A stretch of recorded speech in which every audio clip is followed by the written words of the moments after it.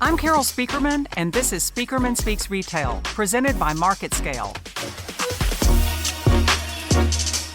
Hey everyone, welcome to Spieckerman Speaks Retail, where we navigate retail from now to next through my latest retail trajectories and through interviews with industry leaders who are charting the course, but always with tools, tactics, and takeaways that are geared for wherever you play in retail. So welcome to episode 4. We have a few episodes under our belts at this point, which is great because the premise of the podcast is to take those trajectories that we talk about in every episode and to track how they're evolving and connecting with one another. And we already see that opportunity because a couple of episodes ago, we talked about how buy, build, or bridge is retail's big question. Whether retailers are acquiring companies or relying on internal solutions or relying on partnerships to get ahead. And the answer to buy, build, or bridge is all of the above, because the most successful retailers are doing all three all at the same time. So today we're going to talk about two trajectories that tie into that build piece. The biggest building projects that retailers across all kinds of categories are embarking on, but it's come springing back to life. We're going to move on to how this trajectory is evolving into a second trajectory that is really a game changer. And you can think of it as a positive game changer or a really challenging one, depending on where you sit. This is about, though, a prolific brand building movement, and it's one that's driving differentiation and margin at a time when retailers need both really badly. I call it the private brand palooza. Yep, we're talking about the resurgence in private brands and why retailers are kicking this private brand palooza into high gear, especially right now. First of all, national brands, the alternative to private brands. For years, most of those national brands relied on wholesale relationships almost exclusively. At the time, they did that because they didn't really have all the options they have now. For one thing, digital, direct to consumer, social media, and all of that. But they also were afraid to step out of those relationships because retailers would threaten to penalize them if they did. Retailers didn't like brands selling sometimes to other retailers and certainly didn't like them forging direct relationships with consumers. All of that's completely changed. The new thinking is it's all good. For the most part, they're pretty tolerant now of brands exercising all of these different options, whether it's selling to other retailers, not being in exclusive relationships, whether it's opening their own stores, whether it's going direct to consumer in the digital space. But there's a dark side to that because with these national brands becoming practically ubiquitous, that means that all retailers are in danger of having all the same brands. And when they have all the same brands, it becomes a race to the bottom on price because price comparisons are just a click away. So this is one really big reason why retailers are going back to their private brand party and why they really are cranking it up. Not only creating new brands, but also revamping and in some cases replacing very valuable legacy brands that they've had in their stables for years. You look at Walmart, for example. They just completely did away with some private brands that they'd had for years in the apparel area. Do you remember Faded Glory and White Stag? Well, those are gone. Now we've got Time and True and Terra and Sky and Wonder Nation and Kids. So Walmart made a big bet, a big risky bet, by doing away with some of those legacy brands and just completely building new ones in their place. Target, though, has been super aggressive in the private brand arena. Now, we know that Target is a leader when it comes to private and proprietary brands, designer partnerships in the apparel area. But they also started paying attention to some of those essentials categories. So they started tweaking their Up and Up brand of essentials, creating brands like Smartly that also address some of those staple items. And boy, what a smart, happy accident, right? Here we are in the corona crisis, and those are the very categories that are driving retail. But this benefits Target too, because as those shoppers trust Target in these staple categories, they make more frequent trips to both Target.com and Target stores, and that increases the likelihood that they're going to get some action on those higher margin discretionary categories like apparel and home. So it all works together. But what's interesting about this is, Target has had a really impressive turnaround, and they seem to be weathering this corona crisis fairly well. Private brands are part of that success story because they had built that private brand foundation prior to the corona crisis, and it's really serving them well right now. And they too made really courageous decisions to completely do away with perfectly successful brands in order to keep things fresh. Now, in the grocery arena, you have retailers like Kroger and Albertsons that have built up very high equity, high loyalty brands in that space. And in fact, they're using these brands not just as generics that sit on the shelf and rely on comparison to a nearby national brand, but as cutting edge brands that go after hot categories like plant-based foods and even going up against emerging brands that are getting a lot of attention as they do it. You know, they have the confidence to know that they can build brands that will compete neck and neck with those emerging brands.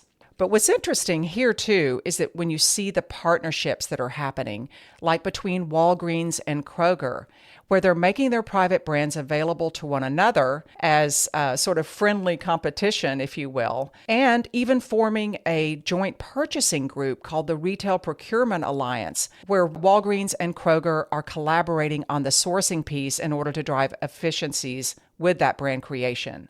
So really interesting developments on the private brand front, not just the number of brands being created, but the new partnerships, the monetization of these brands, and more.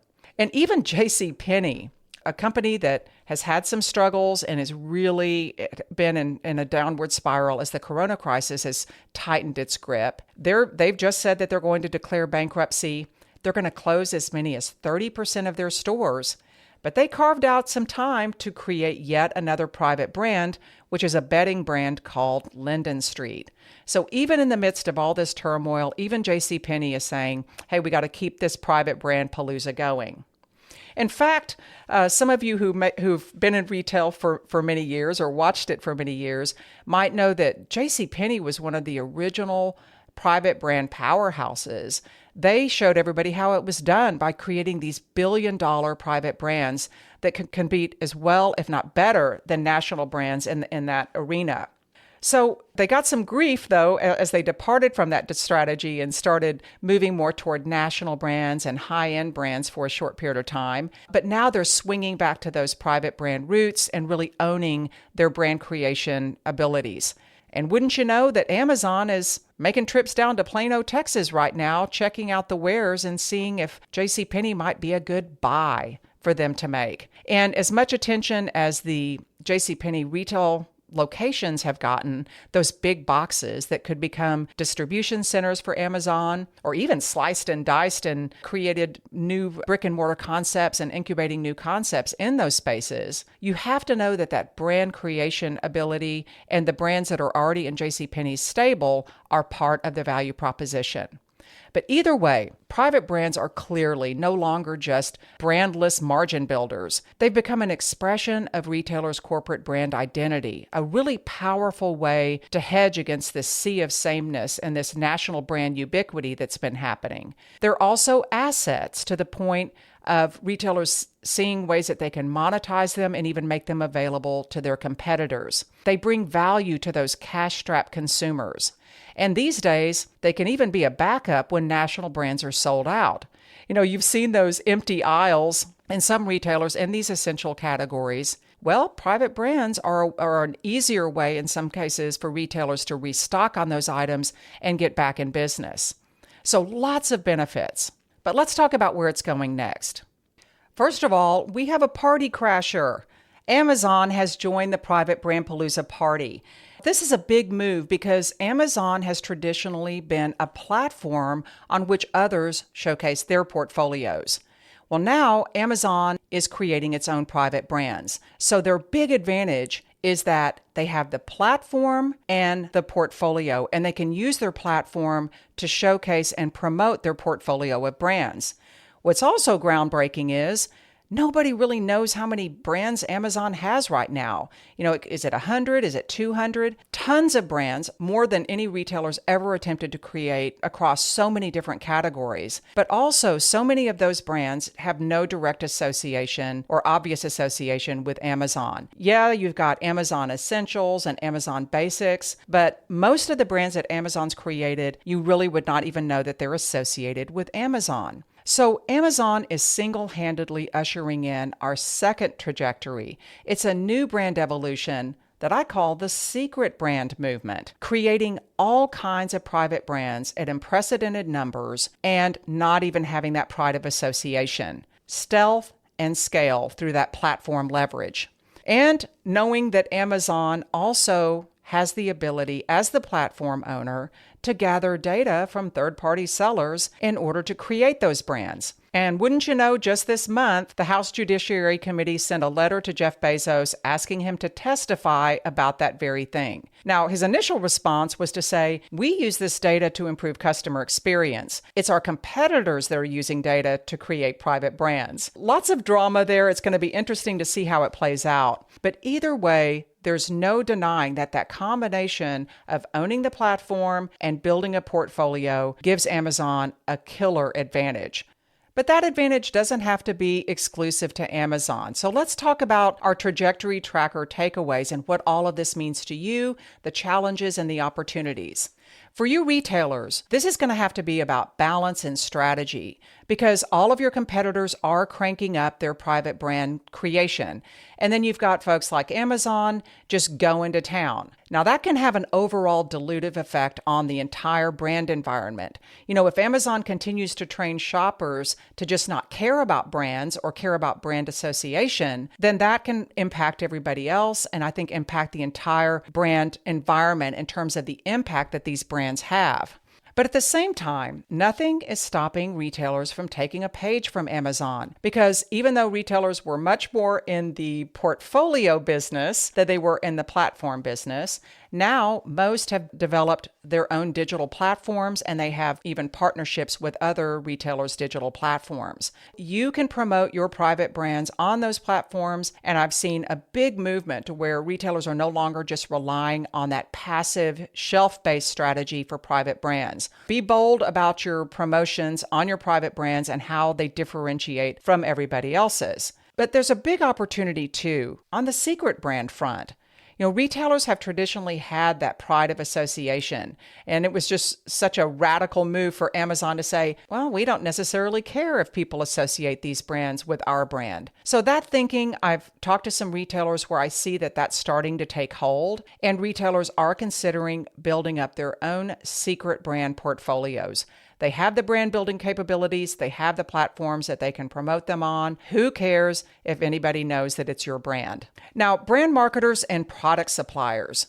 I know that every time retailers go into this rush of private brands, and it does tend to go in cycles and it ebbs and flows, it can freak out brand marketers and suppliers for good reason. Hey, you're competing against those brands. But I encourage my clients to think about it a very different way. Retailers now know that they benefit from having a mix of private and national brands. Even retailers like Aldi that are very reliant on private brands, very much known for them, even they are bringing national brands into their stores to just spice things up. So instead of positioning yourself as competing against retailers' private brands, which I know is tempting, start positioning alongside them. Start talking about how your brands and products help promote their private brands. There are ways to do that, but you're part of a strategic mix. It's not ever going to be an either or, and you're never going to win by attacking retailers' private brands.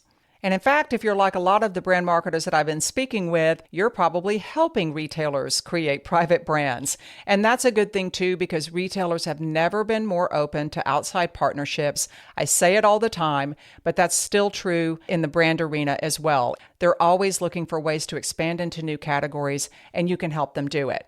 Now, for you solution and service providers, you know now that retailers' private brands are super important and even personal to retailers. So start thinking about how you can help them with that specific business, whether you provide merchandising solutions or in-store services or data capabilities. How does what you do help retailers drive their private brand business? That's when you're really talking their language. Wow, I love this topic, and I'm really looking forward to tracking where it goes next and how it continues to evolve as more retailers join this private brand palooza and even maybe take a shot at some of those secret brands. Hey, I want to give a quick shout out as we wrap up to those of you who have written in with feedback and questions and just sharing stories about what's working and not working in your world. Love hearing from you, and I'm going to start to incorporate some of that feedback into our future episodes. Please, anytime you've got a suggestion or a comment, ping me at carol@speakermanretail.com. I would love to hear from you. So on that note, we're going to wrap up this episode of Spieckerman Speaks Retail by Market Scale. And in future episodes, we're going to be talking to more industry leaders who are paving the way to what's next in retail. We're going to introduce some new trajectories and continue to track the ones that we've talked about early on. And if you'd like to follow me on social media, you can reach me on Twitter at Retail Expert without the first E, XPERT. Please stay tuned and keep listening. Our next episode is going to break on Thursday, June 18th. So stay safe, and I'll see you next time.